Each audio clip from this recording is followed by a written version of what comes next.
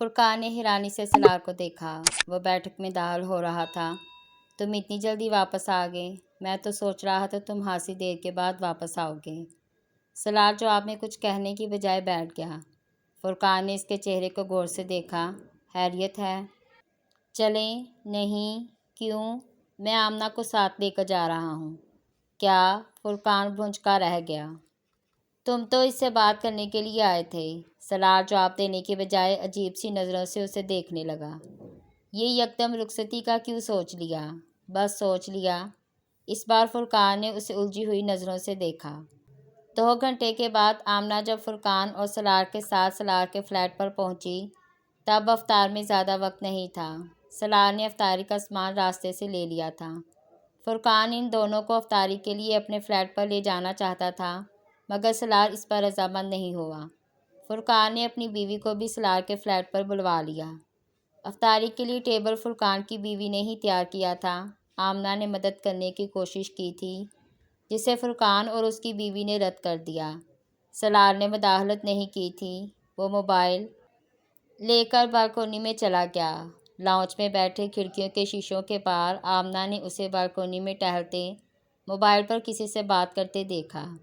वो बहुत संजीदा नज़र आ रहा था। उसने सईदा अम्मा के घर से अपने फ्लैट तक एक बार भी उसे मुखातब नहीं किया था। ये सिर्फ फुरकान था जो वक्तन फ़वक्तन उसे मुखातब करता रहा था, और अब भी यही हो रहा था। सलार ने वो खामोशी अफ्तार के मेज़ पर भी नहीं तोड़ी थी। फुरकान और उसकी बीवी ही आमना को मुख्तलिफ़ चीज़ें सर्व करते रहे। आमना ने इसकी खामोशी और सर्द महरी को महसूस किया था। अफ्तार के बाद वो फुरकान के साथ मगरिब की नमाज़ के लिए निकल आया था। फुरकान को मगरिब की नमाज़ पढ़ने के बाद हॉस्पिटल जाना था। मस्जिद से निकलकर फुरकान के साथ पार्किंग की तरफ आते हुए फुरकान ने उससे कहा, तुम बहुत ज़्यादा खामोश हो। सलार ने एक नज़र उसे देखा, मगर कुछ कहे बगैर चलता रहा। क्या तुम्हें कुछ कहना नहीं है? वो मुसलसल इसकी खामोशी को तोड़ने की कोशिश कर रहा था। सलार ने सर उठाकर आसमान को देखा। मगरिब के वक्त ही धुंध नमूदार होने लगी थी। एक गहरा सांस लेकर उसने फुरकान को देखा। नहीं, मुझे कुछ नहीं कहना। चंद लम्हे साथ चलने के बाद फुरकान ने उसे बड़बड़ाते सुना, मैं आज कुछ भी कहने के काबिल नहीं हूँ। फुरकान को बेइख्तियार इस पर तरस आया। साथ चलते चलते उसने सलार का कंधा थपथपाया। मैं तुम्हारे एहसास समझ सकता हूँ, मगर ज़िंदगी में ये सब होता रहता है। तुम उमामा के लिए जो कुछ कर सकते थे तुमने किया, जितना इंतज़ार कर सकते थे तुमने किया। 8-9 साल कम नहीं होते। अब तुम्हारी किस्मत में अगर यही लड़की है तो हम यहाँ तुम क्या कर सकते हो? सलार ने बेतासर नज़रों से उसे देखा। इस घर में आना उमामा का मुकद्दर नहीं था, आमना का मुकद्दर था, सो वो आ गई। इससे निकाह हुए 7 दिन हुए हैं और 8वें दिन वो यहाँ है। उमामा के साथ निकाह को 9 साल होने वाले हैं। वो आज तक तुम्हारे पास नहीं आ सकी। क्या तुम ये बात नहीं समझ सकते कि उमामा तुम्हारे मुकद्दर में नहीं है? वो पूरी दिलजमी से उसे समझाने की कोशिश कर रहा था। हमारी बहुत सारी ख्वाहिशात होती हैं। बाज़ ख्वाहिशात अल्लाह पूरी कर देता है, बाज़ नहीं करता। हो सकता है उमामा के नाम मिलने में तुम्हारे लिए बेहतरी हो सकता है अल्लाह ने तुम्हें आमना के लिए ही रखा हो सकता है आज से चंद साल बाद तुम इस बात पर अल्लाह का शुक्र अदा करते ना थको। वो दोनों अब पार्किंग के पास पहुंच चुके थे। फुरकान की गाड़ी शुरू में ही खड़ी थी। मैंने अपनी ज़िंदगी में ऐसा कोई इंसान नहीं देखा जिसकी हर ख्वाहिश पूरी हो, जिसने जो चाहा हो पा लिया हो। फिर शिकवा किस बात का? आमना के साथ एक अच्छी ज़िंदगी गुजारने की कोशिश करो। वो दोनों अब गाड़ी के पास पहुंच चुके थे। फुरकान ने ड्राइविंग सीट का दरवाज़ा खोला, मगर बैठने से पहले उसने सलार के दोनों कंधों पर हाथ रखते हुए बारी बारी इसके दोनों गालों को नरमी से चूमा। तुम्हें याद रखना चाहिए कि तुमने एक नेकी की है, और इस नेकी का अजर अगर तुम्हें यहाँ नहीं मिलेगा तो अगली दुनिया में मिल जाएगा। वो अब सलार के चेहरे को अपने दोनों हाथों में लिए हुए कह रहा था। सलार सर को हल्का सा हम करते हुए थोड़ा सा मुस्कुराया। फुरकान ने गहरा सांस लिया। आज के दिन ये पहली मुस्कुराहट थी जो इसने सलार के चेहरे पर देखी थी। इसने खुद भी मुस्कुराते हुए सलार की पुश्त थपथपाई और ड्राइविंग सीट पर बैठ गया। सलार ने गाड़ी का दरवाज़ा बंद कर दिया। फुरकान एग्निशन में चाबी लगा रहा था। جب اس نے سلار کو کھڑکی کا شیشہ انگلی سے بجاتے دیکھا۔ فرقان نے شیشہ نیچے کر دیا۔ تم کہہ رہے تھے کہ تم نے آج تک کوئی ایسا انسان نہیں دیکھا جس نے جس چیز کی بھی خواہش کی ہو اسے مل گئی ہو۔ سلار کھڑکی پر جھکے پرسکون آواز میں اسے کہہ رہا تھا۔ فرقان نے الجھی ہوئی نظروں سے اسے دیکھا۔ وہ بے حد پرسکون اور مطمئن نظر آ رہا تھا۔ پھر تم مجھے دیکھو، کیونکہ وہ انسان میں ہوں جس نے آج تک جو بھی چاہا اسے مل گیا۔ فرقان کو لگا اس کا ذہن غم کی وجہ سے متاثر ہو رہا تھا۔ جسے تم میری نیکی کہہ رہے ہو وہ دراصل میرا اجر ہے جو مجھے زمین پر ہی دے دیا گیا ہے۔ مجھے آخرت کے انتظار میں نہیں رکھا گیا اور میرا مقدر آج بھی وہی ہے جو 9 سال پہلے تھا۔ وہ ٹھہر ٹھہر کر گہری آواز میں کہہ رہا تھا، مجھے وہی عورت دی گئی ہے جس کی میں نے خواہش کی تھی، امامہ ہاشم اس وقت میرے گھر پہ ہے، خدا حافظ۔ فرقان دم بہت دور جاتے ہوئے اس کی پشت دیکھتا رہا۔ وہ کیا کہہ گیا تھا اس کی سمجھ میں نہیں آیا۔ شاید میں ٹھیک سے اس کی بات نہیں سن پایا، یا پھر شاید اس کا دماغ خراب ہو گیا ہے، یا پھر شاید اس نے صبر کر لیا ہے۔ امامہ ہاشم، سلار اب بہت دور نظر آ رہا تھا۔ لاہور پہنچنے کے بعد اس کے لیے اگلا مرحلہ کسی کی مدد حاصل کرنا تھا، مگر کس کی؟ وہ ہاسٹل نہیں جا سکتی تھی، وہ جویریہ اور باقی لوگوں سے رابطہ نہیں کر سکتی تھی، کیونکہ اس کے گھر والے اس کے دوستوں سے واقف تھے اور وہ چند گھنٹوں میں وہ اسے لاہور میں ڈھونڈنے والے تھے، بلکہ ہو سکتا ہے اب تک اس کی تلاش شروع ہو چکی ہو، اور اس صورتحال میں ان لوگوں سے رابطہ کرنا خطرے سے خالی نہیں تھا۔ اس کے لیے صبیحہ کی صورت میں واحد آپشن رہ جاتا تھا، مگر وہ اس بات سے واقف نہیں تھی کہ وہ ابھی پشاور سے واپس آئی تھی یا نہیں۔ صبیحہ کے گھر پر ملازم کے سوا اور کوئی نہیں تھا، وہ لوگ ابھی پشاور میں ہی تھے۔ واپس کب آئیں گے؟ اس نے ملازم سے پوچھا۔ وہ اسے جانتا تھا۔ کیا آپ کے پاس وہاں کا فون نمبر ہے؟ اس نے قدرے مایوسی کے عالم میں پوچھا۔ جی، وہاں کا فون نمبر میرے پاس ہے، ملازم نے اس سے کہا۔ وہ آپ مجھے دے دیں، میں فون پر اس سے بات کرنا چاہتی ہوں۔ اسے کچھ تسلی ہوئی۔ ملازم اسے اندر لے آیا۔ ڈرائنگ روم میں اسے بٹھا کر اس نے وہ نمبر لا دیا۔ اس نے موبائل پر وہیں بیٹھے بیٹھے صبیحہ کو رنگ کیا۔ فون پشاور میں گھر کے کسی فرد نے اٹھایا تھا اور اسے بتایا کہ صبیحہ باہر گئی ہوئی ہے۔ امامہ نے فون بند کر دیا۔ صبیحہ سے میری بات نہیں ہو سکی، میں کچھ دیر بعد اسے دوبارہ فون کروں گی، اس نے پاس کھڑے ملازم سے کہا۔ تب تک میں یہیں بیٹھوں گی۔ ملازم سر ہلاتے ہوئے چلا گیا۔ اس نے 1 گھنٹے کے بعد دوبارہ صبیحہ کو فون کیا۔ وہ اس کی کال پر حیران تھی۔ اس نے مختصر طور پر اپنا گھر چھوڑ آنے کے بارے میں بتایا۔ اس نے اسے سلار سے اپنے نکاح کے بارے میں نہیں بتایا، کیونکہ وہ نہیں جانتی تھی صبیحہ اس سارے معاملے کو کس طرح دیکھے گی۔ امامہ، تمہارے لیے سب سے بہتر یہ ہے کہ تم اس معاملے میں کورٹ سے رابطہ کرو، تبدیلی مہذب کے حوالے سے پروٹیکشن مانگو۔ صبیحہ نے اس کی ساری گفتگو سننے کے بعد کہا، میں یہ کرنا نہیں چاہتی۔ کیوں؟ صبیحہ، میں پہلے ہی اس مسئلے کے بارے میں بہت سوچ چکی ہوں۔ تم میرے پاپا کی پوزیشن اور اثر و رسوخ سے واقف ہو۔ پیرس تو طوفان اٹھا دے گا، میری فیملی کو بہت ساری پریشانیوں کا سامنا کرنا پڑے گا۔ میں یہ تو نہیں چاہتی کہ میرے گھر پر پتھراؤ ہو میری وجہ سے، میرے گھر والوں کی زندگی کو خطرہ ہو، اور آج تک جتنی لڑکیوں نے اسلام قبول کر کے کورٹ پروٹیکشن لینے کی کوشش کی ہے، ان کے ساتھ کیا ہوا ہے؟ کورٹ دارالعمان بھجوا دیتی ہے، وہ جیل بھجوانے کے مترادف ہے۔ کیس کا فیصلہ کتنی دیر تک ہو کچھ پتہ نہیں۔ گھر والے ایک کے بعد ایک کیس فائل کرتے رہتے ہیں، کتنے سال اس طرح گزر جائیں گے کچھ پتہ نہیں ہوتا۔ اگر کسی کو کورٹ آزاد رہنے کی اجازت دے بھی دے تو وہ لوگ اتنے مسئلے کھڑے کرتے رہتے ہیں کہ بہت ساری لڑکیاں واپس گھر والوں کے پاس چلی جاتی ہیں۔ میں نہ تو دارالعمان میں اپنی زندگی برباد کرنا چاہتی ہوں، نہ ہی لوگوں کی نظروں میں آنا چاہتی ہوں۔ میں نے خاموشی کے ساتھ گھر چھوڑا ہے اور میں اسی خاموشی کے ساتھ اپنی زندگی گزارنا چاہتی ہوں۔ میں تمہاری بات سمجھ سکتی ہوں ماما، لیکن مسائل تو تمہارے لیے ابھی بھی کھڑے کیے جائیں گے۔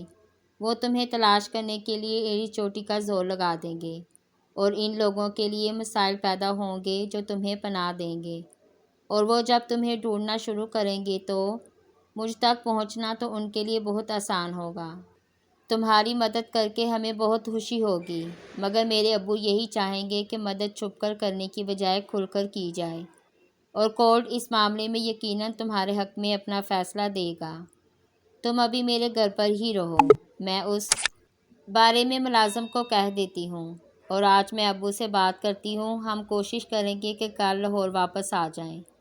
امامہ نے ملازم کو بلا کر فون اس کے حوالے کر دیا۔ صبیحہ نے ملازم کو کچھ ہدایت دی اور پھر رابطہ منقطع کر دیا۔ میں صبیحہ بی بی کا کمرہ کھول رہا ہوں، آپ وہاں چلی جائیں، ملازم نے اس سے کہا۔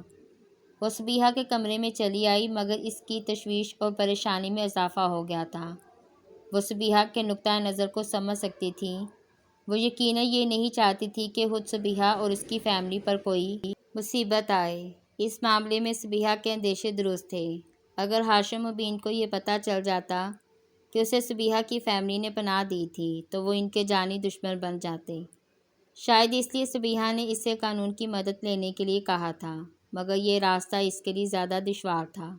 جماعت کے اتنے بڑے لیڈر کی بیٹی کا اس طرح مذہب چھوڑ دینا پوری جماعت کے منہ پر تماچے کے برابر تھا، اور وہ جانتے تھے کہ اس سے پورے ملک میں جماعت اور خود ان کے خاندان کو کتنی زد پہنچے گی، اور وہ اس بے عزتی سے بچنے کے لیے کس حد تک جا سکتے تھے۔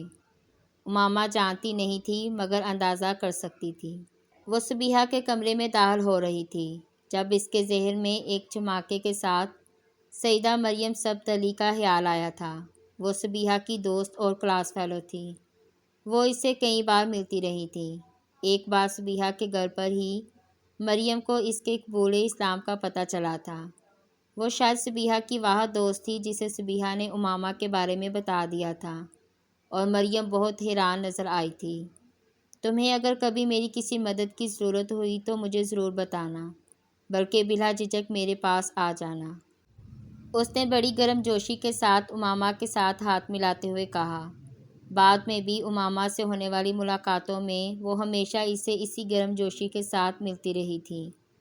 وہ نہیں جانتی تھی کہ اسے اس کا کیوں خیال آیا تھا، یا وہ کس حد تک اس کی مدد کر سکتی تھی، مگر اس وقت اس نے اس سے بھی رابطہ کرنے کا فیصلہ کیا۔ اس نے موبائل سے فون کرنا چاہا، مگر موبائل کی بیٹری ختم ہو چکی تھی۔ اس نے اسے ریچارج کرنے کے لیے لگایا اور خود لاؤنج میں آ کر اپنی ڈائری سے مریم کا نمبر ڈائل کرنے لگی۔ فون ڈاکٹر سبت علی نے اٹھایا تھا۔ میں مریم سے بات کرنا چاہتی ہوں، میں ان کی دوست ہوں، اس نے اپنا تعارف کروایا۔ اس نے پہلی بار مریم کو فون کیا تھا۔ میں بات کرواتا ہوں، انہوں نے فون ہولڈ رکھنے کو کہا۔ کچھ سیکنڈز کے بعد امامہ نے دوسری طرف مریم کی آواز سنی۔ ہیلو، ہیلو مریم، میں امامہ بات کر رہی ہوں۔ امامہ، امامہ ہاشم، مریم نے حیرانی سے پوچھا۔ ہاں، مجھے تمہاری مدد کی ضرورت ہے۔ وہ اسے اپنے بارے میں بتاتی گئیں۔ دوسری طرف مکمل خاموشی تھی۔ جب اس نے بات ختم کی تو مریم نے کہا، تم اس وقت کہاں ہو؟ میں صبیحہ کے گھر پر ہوں، مگر صبیحہ کے گھر پر کوئی نہیں ہے، صبیحہ پشاور میں ہے۔ اس نے صبیحہ کے ساتھ ہونے والی گفتگو کے بارے میں اسے نہیں بتایا۔ تم وہیں رہو، میں ڈرائیور کو بھجواتی ہوں، تم اپنا سامان لے کر اس کے ساتھ آ جاؤ، میں اتنی دیر میں اپنی امی اور ابو سے بات کرتی ہوں۔ اس نے فون بند کرتے ہوئے کہا۔ یہ صرف اتفاق تھا کہ اس نے ڈاکٹر سبت کے گھر کی جانے والی کال سلار کے موبائل سے نہیں کی تھی، ورنہ اسکندر عثمان ڈاکٹر سبت علی کے گھر بھی پہنچ جاتے، اور اگر امامہ کو یہ خیال آ جاتا کہ وہ موبائل کے بل سے اسے ٹریس آؤٹ کرنے کی کوشش کریں گے تو وہ لاہور آ کر ایک بار بھی موبائل استعمال نہ کرتی۔ یہ ایک اور اتفاق تھا کہ ڈاکٹر سبت علی نے اپنے آفس کی گاڑی اور ڈرائیور کو اسے لینے کے لیے بھجوایا تھا، ورنہ صبیحہ کا ملازم مریم کی گاڑی اور ڈرائیور کو پہچان لیتا، کیونکہ مریم اکثر وہاں آیا کرتی تھی، اور صبیحہ کے ساتھ ساتھ وہ لوگ بھی یہ جان جاتے کہ وہ صبیحہ کے گھر سے کہاں گئی تھی۔ آدھے گھنٹے بعد ملازم نے ایک گاڑی کے آنے کی اطلاع دی۔ وہ اپنا بیگ اٹھانے لگی۔ کیا آپ جا رہی ہیں؟ ہاں، مگر صبیحہ بی بی تو کہہ رہی تھی کہ آپ یہاں رہیں گی۔ نہیں، میں جا رہی ہوں۔ اگر صبیحہ کا فون آئے تو آپ اسے بتا دیں کہ میں چلی گئی ہوں۔ اس نے دانستہ طور پر اسے یہ نہیں بتایا کہ وہ مریم کے گھر جا رہی تھی۔ وہ پہلی بار مریم کے گھر گئی تھی۔ اس کا خیال تھا کہ وہاں جا کر اسے ایک بار پھر مریم اور اس کے والدین کو اپنے بارے میں سب کچھ بتانا پڑے گا۔ وہ ذہنی طور پر خود کو سوالوں کے لیے تیار کر رہی تھی، مگر ایسا کچھ بھی نہیں ہوا تھا۔ ہم لوگ تو ناشتہ کر چکے ہیں، تم ناشتہ کر لو۔ مریم نے پورچ میں اس کا استقبال کیا تھا اور اسے اندر لے جاتے ہوئے کہا۔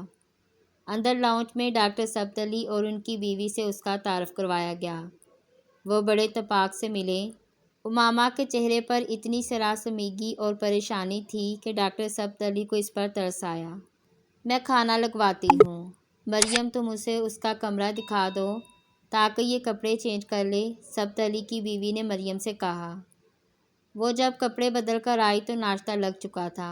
اس نے خاموشی سے ناشتہ کیا۔ امامہ اب آپ جا کر سو جائیں، میں آفس جا رہا ہوں، شام کو واپسی پر ہم آپ کے مسئلے پر بات کریں گے، ڈاکٹر سبت علی نے اسے ناشتہ ختم کرتے دیکھ کر کہا۔ مریم تم اسے کمرے میں لے جاؤ۔ وہ خود لاؤنج سے نکل گئے۔ وہ مریم کے ساتھ اپنے کمرے میں چلی آئی۔ امامہ اب تم سو جاؤ، تمہارے چہرے سے لگ رہا ہے کہ تم پچھلے کئی گھنٹوں سے نہیں سوئی۔ عام طور پر تھکن اور پریشانی میں نیند نہیں آتی اور تم اس وقت اس کا شکار ہو گئی۔ میں تمہیں کوئی ٹیبلٹ لا کر دیتی ہوں، اگر نیند آ گئی تو ٹھیک ہے ورنہ ٹیبلٹ لے لینا۔ وہ کمرے سے باہر نکل گئی۔ کچھ دیر بعد اس کی واپسی ہوئی۔ پانی کا گلاس اور ٹیبلٹ بیڈ سائڈ ٹیبل پر رکھتے ہوئے اس نے کہا، تم بالکل ریلیکس ہو کر سو جاؤ، سب کچھ ٹھیک ہو جائے گا، تم سمجھو کہ تم اپنے گھر میں ہو۔ وہ کمرے کی لائٹ آف کرتی ایک بار پھر کمرے سے باہر نکل گئی۔ صبح کے 9:30 بج رہے تھے، مگر ابھی تک باہر بہت دھند تھی اور کمرے کی کھڑکیوں پر پردے ہونے کی وجہ سے کمرے میں اندھیرا کچھ اور گہرا ہو گیا تھا۔ اس نے کسی معمول کی طرح ٹیبلٹ پانی کے ساتھ نگل لی۔ اس کے بغیر نیند آنے کا سوال ہی پیدا نہیں ہوتا تھا۔ اس کے ذہن میں اتنے بہت سے خیالات آ رہے تھے کہ بیڈ پر لیٹ کر نیند کا انتظار کرنا مشکل ہو جاتا۔ چند منٹوں کے بعد اس نے اپنے اعضاء پر ایک غنودگی طاری ہوتی محسوس کی۔